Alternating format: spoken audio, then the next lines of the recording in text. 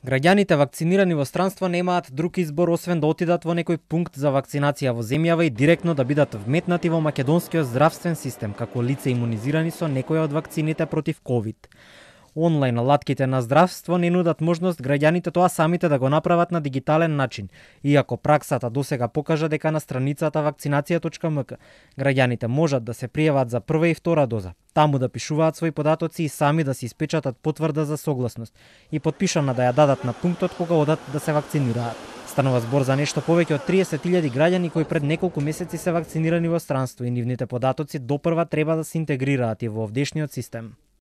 Воопшто не сме превзимале никакви податоци од друга земја, затоа треба лично да дојдат да се регистрираат сите граѓани кои се вакцинирани во друга земја.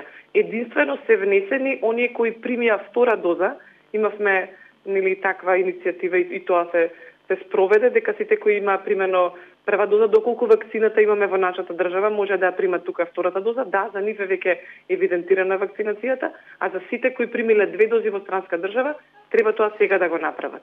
Значи да дојдат да се регистрираат на најблискиот пункт.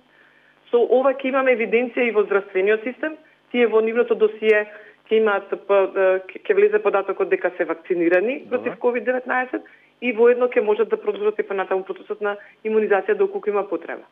Интегрирањето на податоците и во нашиот систем е потребно и за третата доза на вакцина.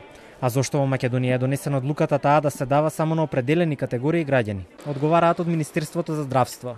Истата е препорачена за лица над 60 годишна возраст, пациентите со тешки болести и ослабнат имунитет, како и докторите и сите медицинари. Од здравство велат дека граѓаните кои се вакцинирани во странство мораат на вакцинален пункт да приложат сертификат дека се вакцинирани таму, каков тип на вакцина и кога ги примиле двете дози. Додаваат дека за сега третата доза не е услов за патување и не е дел од вакциналниот сертификат. Според најавите на здравствените власти, од понеделник ќе добиваат покани сите оние кои што пред 6 или повеќе месеци примиле втора доза на вакцина.